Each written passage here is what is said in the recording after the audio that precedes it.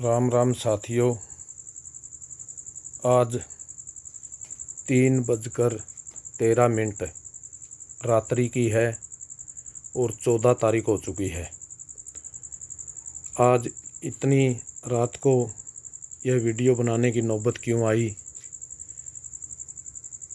उसका एक विशेष कारण है। लोगों की अज्ञानता, नासमझी, पूरी जानकारी किए बिना दावे के साथ किसी के बारे में कुछ अनाप शनाप बोलना, इसी वजह से ये वीडियो बनानी पड़ रही है। आज एक टेलीग्राम ग्रुप पे कुछ बहुत ही ज़्यादा जागरूक साथियों के साथ चर्चा चली हुई थी और उसी टेलीग्राम पे परसों भी हमारी चर्चा चल रही थी। तो वो बहुत ही जागरूक साथी है। मैं ये तो नहीं कहूँगा कि वो गलत हैं, बहुत अच्छे व्यक्ति लगे मेरे को। पिछले 2 दिन से ही उनसे संपर्क हुआ था टेलीग्राम पे। पहले वैसे उनका 1-2 बार दूसरे टेलीग्राम ग्रुपों पे आते थे और वो अपनी बात रखते थे, लेकिन उनका बात रखने का तरीका कुछ ऐसा होता था, इस वजह से वहाँ उनको रोक दिया जाता था और उनके विचार कभी सुनने को नहीं मिले। तो 2 दिन मैंने उनके विचार सुने तो बहुत अच्छे विचार लगे, अच्छे जागरूक साथी लग रहे थे। और जहाँ तक मैं इस सिस्टम को समझ चुका हूँ, मेरा मानना ये है कि वो इस सिस्टम को समझने के कुछ आसपास ही है। तो इसी वजह से उनके साथ चर्चा चली हुई थी। 1-2 चापलूस टाइप का व्यक्ति आया, उसने भी उनकी हामी में हामी मिलाई। उन्होंने बोला मार्क्स गलत व्यक्ति थे, रॉकफेलर द्वारा फंडित थे, भगत सिंह नाकामयाब व्यक्ति थे, बेवकूफ़ थे। तो यहाँ पर मैं मार्क्स और भगत सिंह के बारे में कुछ बताना चाहूँगा। पहले तो मैं भगत सिंह के बारे में ही बताता हूँ। भगत सिंह नौजवान थे और इस क्रांति की आग में देश को बचाने के लिए कूद गए, लेकिन एक अच्छे समझदार व्यक्ति भी थे और वो अपनी समझ कितनी आगे बढ़ा पाते तो उनको समय ही कितना मिला। भगत सिंह को जो आवाज़ फोड़ने वाले बम, अदालत में आवाज़ वाले बम फोड़े गए, उसके ऊपर उन महाशय का कहना था कि भगत सिंह को इतना ही नहीं पता था कि उसने आवाज़ वाले बम क्यों फोड़े, उन्हें वहाँ पर किसी को उड़ा देना चाहिए था। यहाँ पर मैं आप लोगों को ये कहना चाहूँगा, भगत सिंह के पास इतनी बुद्धि थी, उन्हें पता था एक व्यक्ति को मारने से ये व्यवस्था नहीं बदली जाएगी। इस व्यवस्था को बदलने के लिए इस व्यवस्था को समझना समझाना पड़ेगा और व्यापक जनसमूह जब इस चीज़ को समझ पाएगा तभी इस व्यवस्था को बदला जाएगा, अन्यथा नहीं। तो उन्होंने यह निर्णय इसलिए लिया था ताकि मेरे विचार अखबारों में छपें और जनता तक जाए। अन्य कोई ऐसा रास्ता नहीं था कि भगत सिंह के विचार अखबार में छपे। केवल अदालत के जरिए ही वो विचार जनता तक जा सकते थे, इसलिए भगत सिंह जी ने ये निर्णय लिया। फिर भगत सिंह जी इस निर्णय की वजह से फिर जेल चले जाते हैं और जेल में जाने के बाद उन्होंने मार्क्स का गहरे से अध्ययन किया और फिर उन्होंने कुछ पुस्तकें लिखी। तो उन पुस्तकों को पढ़कर आप अच्छे से समझ सकते हो कि भगत सिंह बेवकूफ़ थे या समझदार थे।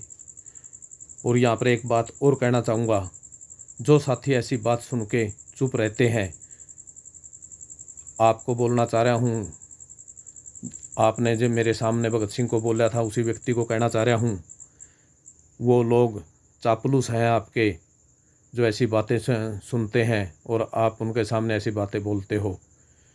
चापलूस इसलिए है, भगत सिंह को आज कोई ही व्यक्ति होगा जो उनका नाम नहीं लेता, उनको बढ़िया नहीं मानता। तो एक बात और कहूँगा, वो चापलूस व्यक्ति कायर है भी है और स्वार्थी भी है।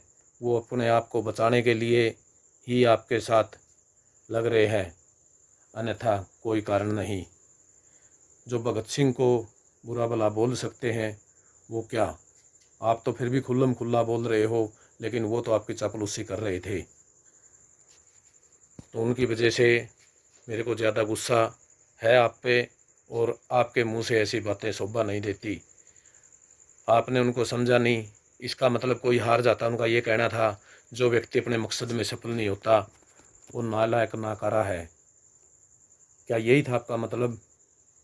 आपने बोला भी है यही कि वो नाकामयाब व्यक्ति है। हार जीत तो होती रहती है, लेकिन इससे उसको ये कहना कि वो बेवकूफ़ थे, नासमझ थे, उन्होंने मार्क्स को क्यों पढ़ा, उन्होंने चाणक्य को पढ़ लेना चाहिए था, ये बात आपकी गलत है।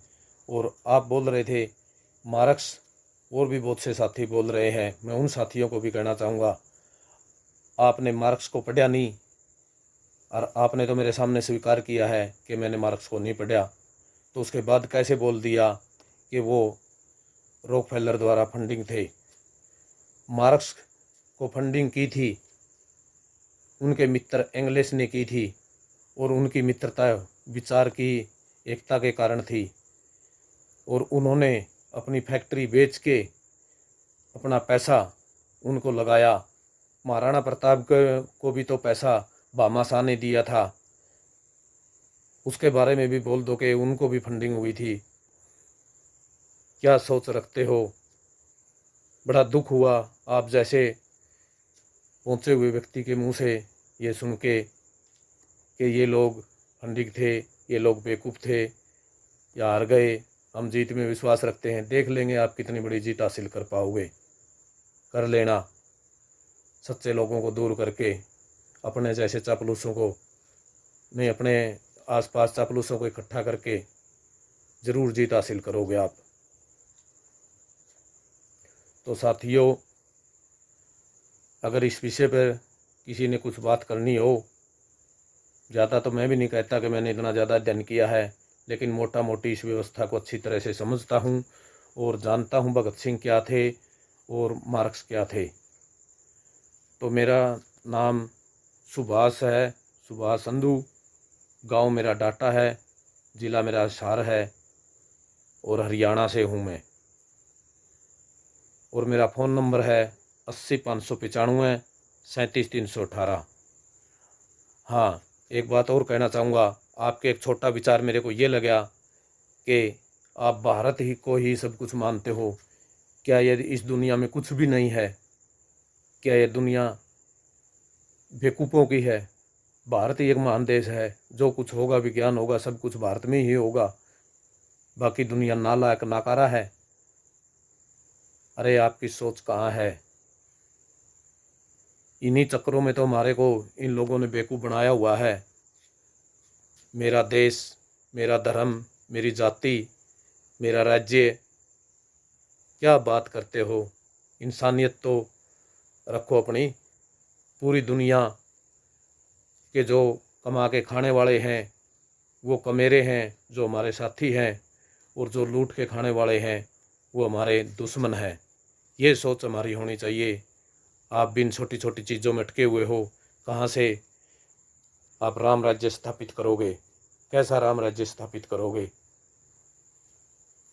इनकलाब जिंदाबाद, इनकलाब जिंदाबाद। इस वीडियो को ज़्यादा से ज़्यादा शेयर करना साथियों, ताकि ये बातें दूर तक जाए। मैं चैनल को सब्सक्राइब करने के लिए नहीं बोलूँगा, मेरे को कोई ज़रूरत नहीं है चैनल की। हम तो क्रांति की राह पे निकले हुए हैं और इनकलाब लाएंगे और इनकलाब ला के रहेंगे। इनकलाब जिंदाबाद, इंसानियत जिंदाबाद, इनकलाब जिंदाबाद।